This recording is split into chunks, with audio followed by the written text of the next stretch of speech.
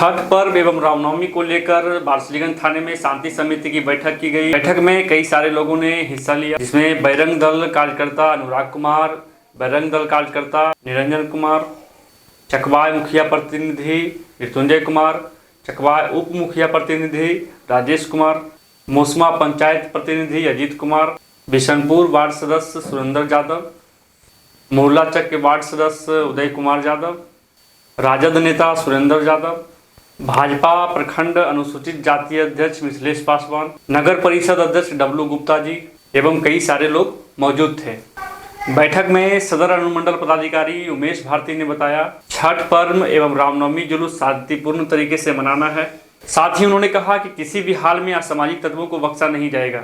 वैसे लोगों पर खासकर निगरानी रहेगी जो सोशल मीडिया के जरिए भ्रम फैलाने में लगे रहते हैं और माहौल को खराब करने में लगे रहते हैं। वीडियो में देखें सदर अनुमंडल पदाधिकारी उमेश भारती ने क्या कुछ कहा। आप लोग को अगर किसी प्रकार का लगता है कि यहाँ पर समस्या होने वाला है तो कम से कम हमको जरूर आप बताइए और एसडीपीओ साहब को जरूर बताइए, क्योंकि जो भी फोर्स डिप्लॉयमेंट है वो तो रहता है, लेकिन हम लोग पास 25 का एक हमेशा फोर्स का टीम रहता है जो हम लोग के साथ रहता है। 25 फोर्स जो है एकदम टॉप क्वालिटी का हम लोग के साथ चलता है और जहां भी प्रॉब्लम होता है तुरंत उस फोर्स के साथ हम लोग पहुंचते हैं। तो कोई भी घटना घटती है तो इमीडिएट जो हमको तो जरूर आप सूचना दे दीजिए, डीएसपी साहब को दीजिए, हमको सूचना दीजिए, ताकि हम लोग का जो व्यवस्था है हम लोग रोड पर रहते हैं और जैसे हमको सूचना दीजिएगा हम लोग पास जो पहले से अलर्ट मोड में रहते हैं हम लोग तुरंत पहुंचते हैं और उसको हम लोग कंट्रोल कर लेते हैं।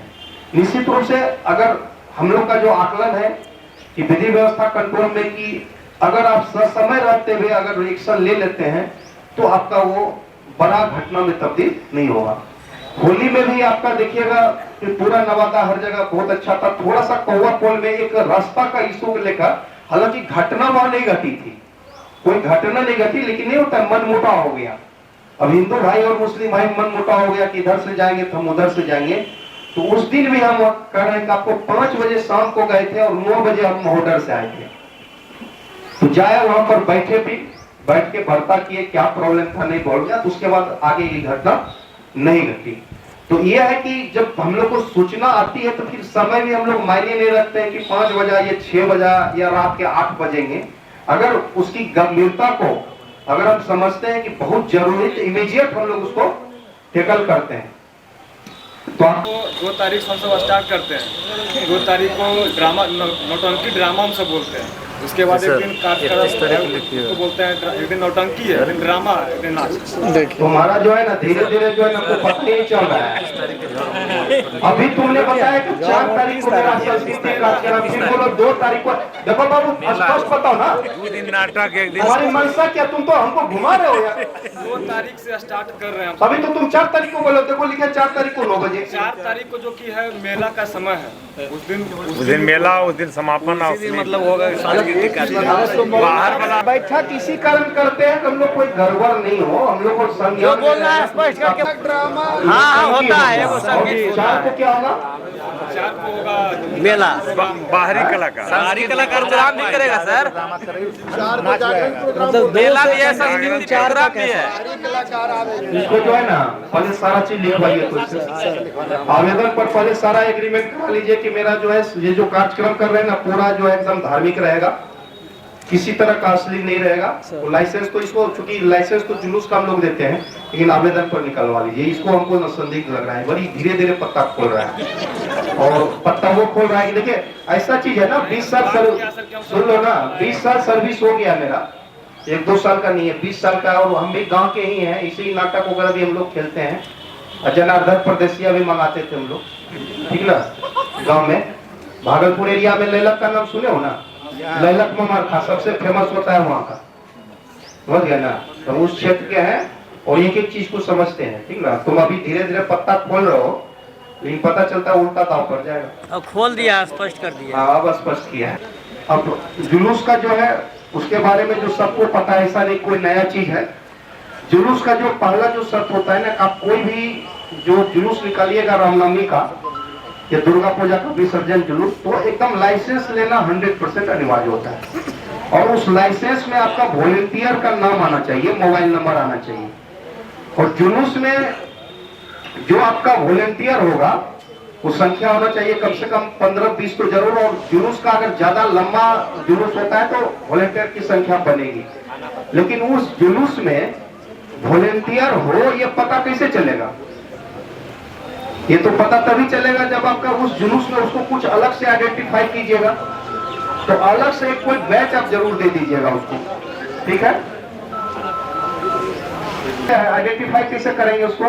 बैच दे रहे है ना, ठीक है। तो वही कहने का मतलब है कि हम लोग जो है जैसे जुलूस जा रहा है तो हम लोग तो साइड में रहते हैं ना। अगर हमको लगता है कहीं पर किसी को कुछ बोलना होगा तो उसी वॉलेंटियर को बोलते हैं तुम उस आदमी को ऐसे बोल दो। अब तुम बताओ बागी बढ़िया तुम्हारा कितना रहेगा वॉलेंटियर? 51 सर। 51। आप बैच बैच की बात बताओ ना, भगवा गमछा की बात नहीं कर रहे हम। अच्छा यहाँ पर लगा रहेगा ना, हमको पता चल जाएगा ना उसका हो रहा है, छप रहा है, ठीक है। तो 2 हो गया। चकवाई का आपका तो बहुत ज़्यादा नहीं है, आपका तो अंदर में, तो आप भी आइडेंटिफाई कर लीजिएगा। बैजवा लगाते हैं लड़का लगा लीजिएगा। आपका 2 जगह है, थोड़ा ये लंबा है इनका, बाजार वाला भी लंबा है। 8-10 हज़ार के हाँ भीड़ रहता है, हाँ भीड़ रहता है और अच्छा रहता है। देखिए शांति से निकल। हाँ तो बैच आप दे दीजिएगा। और दूसरा जो पिछले बार जैसे हम लोग किए थे फिर इस बार रिपीट कर देते हैं। पिछले बार 100% नवादा में जो है जो जुलूस निकला था उसमें डीजे नहीं बजा था। इस बार भी डीजे प्रतिबंधित रहेगा और साथ में साथ जो आपका हथियार वगैरह है उसका भी प्रतिबंधित रहेगा। पिछले बार भी नहीं निकला था, ठीक है जी। और उसमें जितना सजाइए शोभा यात्रा है, तलवार का यूज नहीं करना है। देखिए शोभा यात्रा है, राम जुलूस क्या है, ये शोभा यात्रा एक प्रकार से ना, तो शोभा यात्रा का करना है, ठीक ना? कोई कंफ्यूजन नहीं ना है? आप तो थे ही पिछले बार बैठक में ना। पहले से हम लोग अलर्ट रहते हैं। कोई भी जुलूस, ऐसे भी तो मद निषेध है यहाँ पर, दारू पीना नहीं है, लेकिन उस दिन जो है लोग विशेष अगर किसी तरह से इंतजाम कर भी लेते हैं तो हम लोग का टीम जो रहता है ना उस दिन एक अलग से फूकने वाला लेके ही चलते हैं। डाउट होता है तो फुकवा लेते हैं। हालांकि रामनवमी में ये नहीं होता है जनरली। रामनवमी एक ऐसा जुलूस होता है जिसमें लोग सोचता नहीं है दूर दराज का, लेकिन आज के नवयुवक का कोई हिसाब किताब नहीं है, ठीक ना? तो हम लोग का उस पर भी पैनी निगाह रहेगी। अच्छा एक चीज़ और आपका जो महत्वपूर्ण है, ये रामनवमी का जुलूस है, ठीक है? और रामनवमी के जुलूस में कोई भी ऐसा पोस्टर बैनर नहीं होता है जो धार्मिक भावना को अहित पहुँचाए। तो ये भी इम्पोर्टेंट है। ऐसा नहीं कि आप जुलूस निकाल रहे हैं, ऐसा पोस्टर बैनर रखे हुए हैं जिसके चलते कि आपको धार्मिक भावना को हाथ पहुँचे। उसके नेक्स्ट पॉइंट जो है आपका, ये रामनवमी का जुलूस है और इसमें किसी भी प्रकार का पॉलिटिकलबाजी नहीं होता है। कहने का मतलब ये नहीं हुआ कि आप किसी एक पार्टी विशेष का पूरा उसमें जो है झंडा लगाए हुए हैं और उसको लेके चल रहे हैं। ये रामनवमी जी का है, राम जी का जो झंडा होता है वो चलता है। अब ये नहीं कि किसी एक पार्टी विशेष को इसमें अलग से झंडा लगा के घूमेगा, ये करेगा, ठीक ना? हमने क्या बोला था, पार्टी विशेष का झंडा नहीं हो, पॉलिटिकल पार्टी विशेष का झंडा नहीं होगा, समझ में आया? वो भारत का झंडा की बात नहीं कर रहे हैं हम लोग, तिरंगा की बात नहीं कर रहे हैं। तिरंगा जो रखो जितना, पिछले बार भी तिरंगा दुनिया भर था यहाँ वारसलीगंज में, बहुत है यहाँ झंडा। हम तो कह रहे हैं जितना झंडा रखो भारत का तो क्या दिक्कत है, उसमें तो रखो और बढ़िया रहे, दोनों झंडा चलेगा, लेकिन किसी पार्टी विशेष का झंडा नहीं चलेगा। और हम लोग जो है कोशिश करेंगे कि नवादा का जो छवि इधर हाल के कुछ वर्षों में काफ़ी सुधार हुआ है, इसमें कोई डाउट नहीं है, और उसको हम लोग बरकरार रखेंगे। और क्योंकि हम लोग हर तरह से अलर्ट मोड में रहते हैं, खासकर तो पिछले बार भी बोले थे कि देखिए मेरा गाड़ी जो चलता है, इस बार भी अगर देखे होंगे तो नवादा में अगजा रात में था ना, मेरी गाड़ी रात में चलती रहती थी 2 बजे 2:30 बजे तक, सबे बारात में एकदम बेदरार गाड़ी एकदम रुकती नहीं थी मेरी गाड़ी नवादा में। जो जानते होंगे नवादा का उनको पता होगा, और रात जो पीक आवर होता है ना हम लोगों को पता है। और कोई भी घटना अगर थोड़ा भी अगर आपको आशंका हो तो कम से कम हम लोग को जरूर सूचना दीजिए। कभी कभी होता है कि जुलूस में इतना तेज बजाता है ना कि वो हो सकता है आपको सुनाई नहीं पड़ा, हालांकि हम अपना रखते हैं उस दिन कान में जो लगाने वाला होता है ब्लूटूथ रखते हैं हम लोग, लेकिन आप अगर फोन आप किए और हो सकता है सुनाई नहीं पड़े तो व्हाट्सएप जरूर मार दीजिए, क्योंकि व्हाट्सएप लगातार चेक करते हैं, क्योंकि कितना भी अगर धूम धड़ाका होगा, बाजा बजेगा तो व्हाट्सएप पे तुरंत हमको दिख जाता है। तो व्हाट्सएप में आप तुरंत लिखिए, तो लिखना क्या पड़ता है, तो बोलते हैं तुरंत आ जाता है हिंदी में। तो वो कम से कम हम लोग व्हाट्सएप दीजिएगा तो हम लोग चेक करते रहते हैं कि हर जगह सही चल रहा है कि नहीं चल रहा है। हम लोग का भी ग्रुप बना हुआ है, तो उस ग्रुप में आप पर्सनल कीजिएगा तो हमको दिख जाएगा और हम लोग उससे मॉनिटरिंग करते हैं। आजकल सोशल मीडिया बहुत ही एक्टिव हो चुका है और सोशल मीडिया से ही बातें जो है बहुत जल्दी फैलती भी है। लोग अफवाह भी फैला देते हैं, उस अफवाह को आप लोग जब तक वेरीफाई नहीं हो कि ये घटना सही है तब तक उसको कृपया फॉरवर्ड नहीं कीजिएगा। होता क्या है कि कहीं से कोई एक ऐसा मैसेज आएगा, वो मैसेज हो सकता है फेक मैसेज होगा और आप बिना फेक मैसेज को वेरीफाई करते हुए आप भी क्या करेंगे, दूसरे ग्रुप में डाल देंगे। वो तीसरे जब ये जांच होता है तो आपका फॉरवर्डेज मैसेज आपने कब किया है, किसको किया, वो पूरा आपका एक सॉफ्टवेयर के माध्यम से ही निकल जाता है। आपको पता होगा कि जांच जब होता है ना तो पहला मैसेज कहां से आया वो भी डिटेक्ट होता है और कितने लोगों का मैसेज कहां से कहां फॉरवर्ड किया है। तो हमेशा बोला जाता है कि मैसेज जो भी आता है अगर वो भ्रामक मैसेज लगता हो जिससे धार्मिक उन्माद फैलाने का लगता है कि उससे धार्मिक उन्माद फैला सकता है, तो ऐसे मैसेज को आप फॉरवर्ड नहीं कीजिए। कंफर्म ही होते हैं तब भी आप मत कीजिए, क्योंकि धार्मिक उन्माद का मैसेज फैलाना ही अपने आप में अपराध हो गया।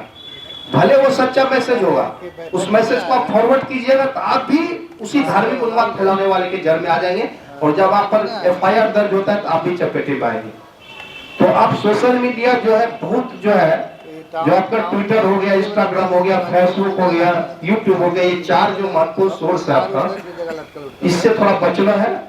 उस टाइप का कहीं मैसेज आता है तो उस मैसेज को आप जो है आपको फॉरवर्ड नहीं करना है ग्रुप में, और फॉरवर्ड करना भी है तो हमको करना है और हमारे प्रशासन को करना है, ताकि जो मैसेज बाहर में चल रहा है अफवाह फैलाने वालों वो हम लोग के संज्ञान में तुरंत आ जाए। और हम लोग के संज्ञान में आ जाता है तो हम लोग फिर उस पर तुरंत जो है इसका जो टीम रहता है, एक अलग से दिया हुआ टीम बना हुआ रहता है, उससे हम लोग शुरू करवा देते हैं जांच। तो फॉरवर्ड अगर इस टाइप से कोई मैसेज आपके पास आ रहा हो तो आप आम लोगों को फॉरवर्ड नहीं करके प्रशासन के सहयोग के लिए हम लोग को फॉरवर्ड करेंगे, ताकि हम लोग देख के उस पर लगेगा कि इस पर हम लोग क्या कर सकते हैं, उस पर हम लोग समय रहते हुए लेंगे हम लोग। तो आप लोग, मेरी बात अब समाप्त होता है, आप लोग से अगर कुछ है हम लोग हम यही कहते हैं सर कि SDO साहब और प्रशासन के इतना सक्रिय लोग रहते हैं कि चाहते हैं कि हम लोग अच्छा से शांतिपूर्वक कोई भी पर्व और त्यौहार मनावे। तो हम लोग भी भाई बंधु यहाँ बैठे हुए हैं, जनप्रतिनिधि लोग भी यही चाहता है सर कि हम लोग भी अच्छा से कोई भी पर्व और त्यौहार मनावें।